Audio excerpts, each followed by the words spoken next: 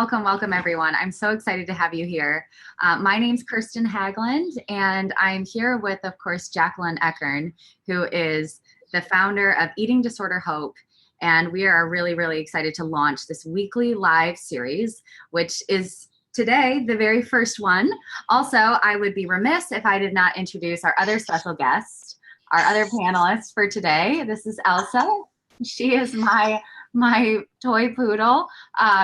She is, as you can tell, she's going to be the quietest panelist, and she's the best listener that you could ever meet. But she'll be with us unless the construction workers outside the window start doing some work, in which case she may speak up. But we're really, really, really glad that you've joined us. I know that probably a lot of you have been following Eating Disorder Hope online, on Facebook, on the incredible website, on Twitter, social, etc. for years, and know all about the amazing resources and content that's offered on the site.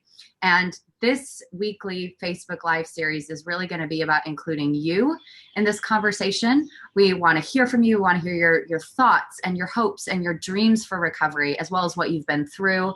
And a little bit later on in this live, I'm going to tell you about the special guests that we have coming up in this series, as well as some really exciting things that we're going to be highlighting. But before we get there, I want to talk with Jacquelyn a little bit about how this came to be and about my new role with Eating Disorder Hope. So Jacquelyn, hello and welcome to the live series.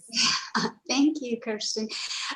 Yes, so we are very excited to announce particularly that Kirsten Hagland has joined Eating Disorder Hope and is now really the spokesperson and digital media expert for us. So it is quite an honor to have her with us because she embodies everything that we want to share with the community of hope and inspiration and faith and an intelligent approach to how you address your recovery with a lot of respect for your own views and perceptions. So we're excited to have Kirsten address issues across the board, domestically, internationally, with leaders, authors, sufferers, anyone that we feel will be beneficial for you to hear from, and then you can take away whatever you like to assist you in your own recovery journey. Yeah, absolutely. And I just want to share one really neat thing that inspired me even more to get involved with the great work that Eating Disorder Hope is doing. And that is the branching out to include the global perspective.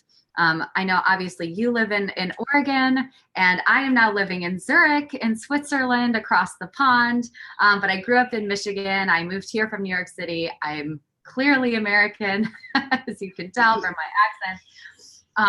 But we live in an increasingly global world. I think we know and experience that every day from the way that we interact online, as well as many of our professions and businesses. We interact with people all over the world, and we know that things that are happening, culture is really global now. And I will say that one thing, if I've learned anything, I feel so fortunate and blessed to have traveled to quite a few countries around the world through my work and just for fun.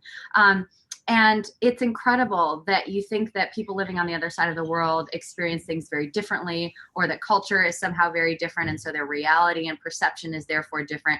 But really, people around the world are dealing with the same issues, and so much of the cultural influences now are exactly the same.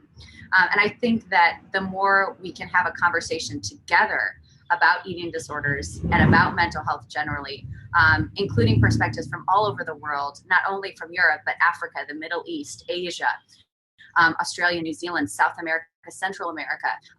Women and men really all over the globe are dealing with this issue, are trying to find good resources, are trying to find a place to bring their questions. And I think that if we want to break barriers, if we want to break the stigma of mental health, and we want to see people get the lasting and full recovery that they deserve, then we need to all be having this conversation together and moving forward together. And Jacquelyn, I was so excited to hear when you were talking about bringing Eating Disorder Hope and all of the incredible resources that you offer, and the partnerships that you have not only with treatment centers, but also with other advocacy organizations all over the globe, that was really the vision that I'm like, yes, I want to be a part of that. And it's one of the reasons why also being based here in Europe, somewhere else, is a way to be able to move that forward. I'm really excited to have you with us. And yes, we feel the same way because mental health issues are it's a co-occurring stream across eating disorders and addictions.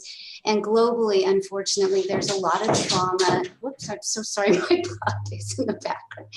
There's a lot of trauma out there. And we want to reach all people that are suffering from depression and anxiety that often manifests as eating disorders or disordered eating, or even just food and weight obsessions. And it's a great way to bring the community together to discuss how their own culture impacts or contributes to their struggle with disordered eating, and how we can bring global resources together to find answers. Absolutely. Yeah. Well, Jacquelyn, I'm so excited to be on this journey with you.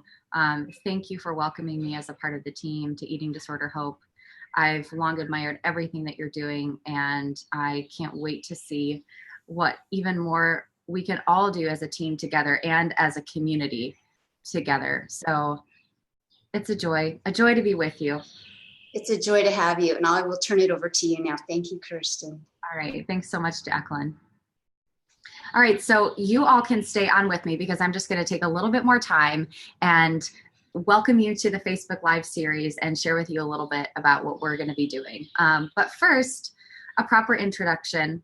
I'm sure that probably some of you have heard my story before, and I'm not going to go into too much detail because this series isn't really about me. It's about you and about the guests that we're going to be having on this program. But I did just want to say hi and let you into my world a little bit so you can know where I'm coming from in this. I started in the field of mental health and advocacy because I'm not a clinician. I consider myself an advocate, a speaker, an activist, and just really a passionate person because eating disorders have touched and affected my life very, very deeply, as I know they have affected every one of yours, whether you're someone who's treating them, someone who suffered, or a family member who is supporting someone who has struggled. I struggled with an eating disorder starting when I was 12 years old. As I mentioned, I grew up in Michigan and I was a ballet dancer, and ballet was a huge part of my life. It was my passion in every single way, but it led to some very, very destructive, not only eating disordered behavior and weight control behavior, but even more so to a brokenness of soul and spirit that affected every single part of my life. To make a long recovery story extremely short, obviously, as we all know, recovery is hard. It's not easy. It's 3 steps forward, 2 steps back, 5 steps forward, 5 steps back, and every day can be a challenge. I was able to get a really, really incredible treatment team of doctors, outpatient doctors together. My parents were the ones that really pushed me into treatment at first, but eventually I took ownership of it myself and spent 2 years working with that outpatient treatment team in order to get better. And get to a place where not only I had regained my physical health, but also had the tools in my tool belt, so to speak, in order to go on from there and to be able to handle my emotions well without resorting to eating disorder behaviors, as well as really build the foundation for a healthy, moderate, balanced relationship with food and weight, but also a love and an acceptance of self. Of course, that led to another season of my life where just a couple years later, I ended up competing in and winning the Miss America pageant, which we can delve into that story in another Facebook Live series because that's a whole other very long conversation. And I often experience and get a lot of questions about, well, how could you do that? Having struggled with an eating disorder and all of that. And the answer really is that I never expected to win. I actually got involved because I knew a couple of other women who had competed, and I had been performing all my life. So the idea of being on a stage and performing was not really that idiosyncratic for me.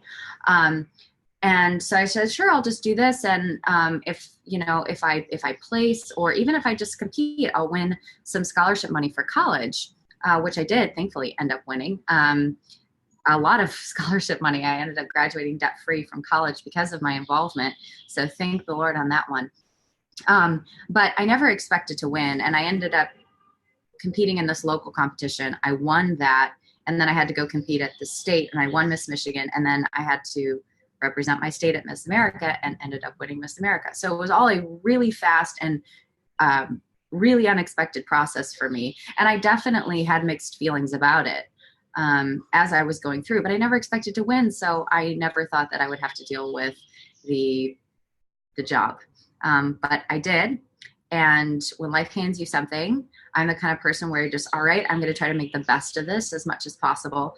And I ended up using that year as Miss America to, as every girl gets a platform, she can choose an issue that she wants to advocate for and talk about. And I chose to talk about eating disorders. And I ended up sharing my personal story throughout that year all over the country. And it was so incredibly empowering for me, but also so inspiring to meet so many other people who had their own recovery journeys and learn more and more and more about the illness, and just really give people a voice who didn't necessarily have one, especially in places where people were listening to a Miss America and thought she had nothing to say, but I could say, actually, I do. This is about so much more than me, or what some people call a silly pageant, but it's about really bringing attention to issues that matter and affect people, and how can we make change. So that was kind of how I got involved, as well as through, the first advocacy thing that I ever did was with the National Eating Disorders Association, NEDA. When I was Miss Michigan, I signed up as a volunteer, and I went and stuffed bags at a conference and just tried to soak up as much information as I possibly could. And also, funny story, that at that conference was the first time that I saw and met Jenny Schaefer, who is now a dear, sweet personal friend. She's been a mentor of mine. She's an incredible woman. And it's just funny because I had read her books in recovery, and then I met her at that conference for the first time and heard her speak. And now 10 years later, we are really good friends. And she's finishing a book right now. I hope it's okay that I say that. So she's finishing a book right now. So her heart is with us, but she's hopefully going to join us later and highlight the work that she's doing with the Meadows. But just now life has kind of all come full circle, and that was about 10 years ago. And since then, I've been traveling and speaking. I've been working with my foundation, the Kirsten Hagglund Foundation, which we raise money for treatment scholarships to help men and women get treatment for eating disorders, as well as have been working with Timberline Knowles as a community relations specialist. And now I'm joining Eating Disorder Hope as their spokesperson, as a global business development director, and working on digital media strategy. So I try to run through that as fast as possible, just so you have an idea of where my heart is, why I'm passionate about this, and kind of what got me here in the first place. So that's my kind of story. And what we're doing here, this is really, really exciting, because I know that there are people who are plugged into resources. There are those of you who are out there who may be struggling, who have a treatment team, but there are a lot of people also that don't, or who are searching for more information, who are looking to find a way to ask their questions, to share their voice, to be a part of a community. And EDH has done such a great job of creating an online community already, but I also want to talk with you, for you to see my face. I want to hear from you and hear your voices. And I also want this to be a place every week where you can look forward to hearing from an expert, to talking about an issue. Like right now it's May 23rd and we're coming into summer, and everyone's thinking about bikinis, and there's tons of ads online for crash diets and all this kind of stuff. Whatever it is that's coming up in this field that's related to body image, to eating disorders, to mental health, depression, anxiety, those comorbidities that Jacquelyn talked about, a place where we can talk about that. Actually, one thing that's coming up next weekend, June 2nd, there's a post actually pinned to the top of the Eating Disorder Hope Facebook page, all about World Eating Disorder Day. It's a huge campaign, again, involving people, clinicians, families all over the globe that are trying to raise awareness of eating disorders, to share the 9 truths about eating disorders, which really combat a lot of the myths associated with these illnesses. So that's a big event coming up on June 2nd. We're going to talk about all of these things, how you can get involved, how we can answer your questions and direct you to the most helpful resources for you. So that's a little bit about what this series is going to be about.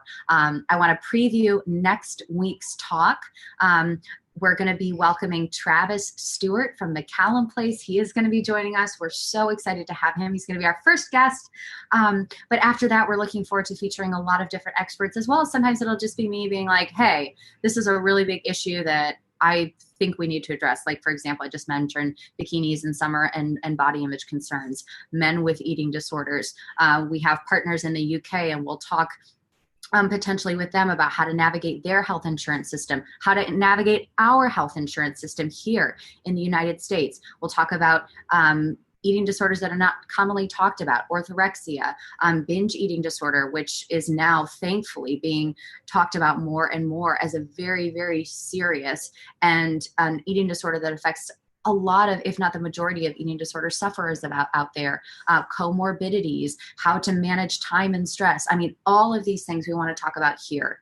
So that said, we also want to hear from you about what you would like to talk about. We are going to be building out and scheduling our speakers throughout the end of the year, but also if there's something really burning on your heart that you want to talk about, we want to hear from you. So please let us know in the comments section, send us a message on Facebook or on Twitter. You can follow us at ED Hope Global. Leave us a message and let us know what's really on your heart and what you want to talk about.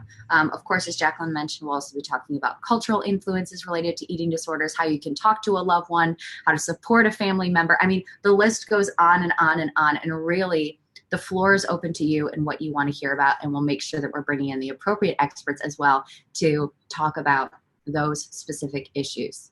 So this weekly live series is about you. It's about your voice. And it's about valuing your contributions, because you are valid and you are worthy and you are beautiful just the way you were created to be. This is a safe space for you.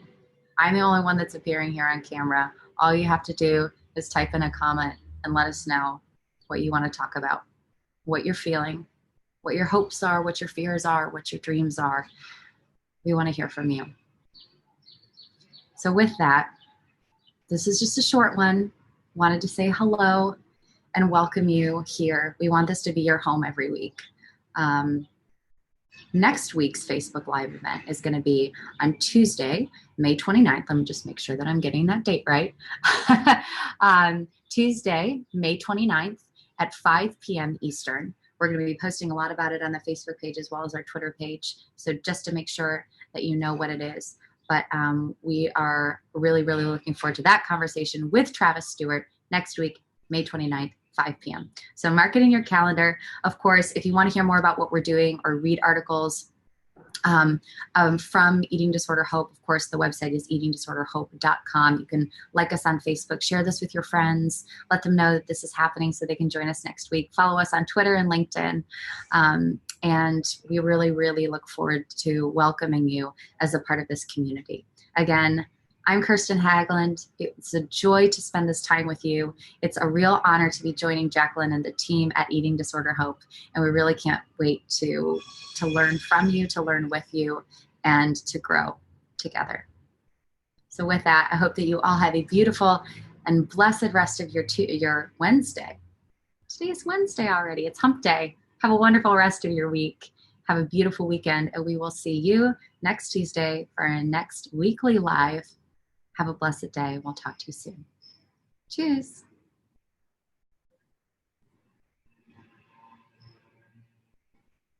And I'm going to figure out how to end this Facebook Live because I don't know how to. There we go.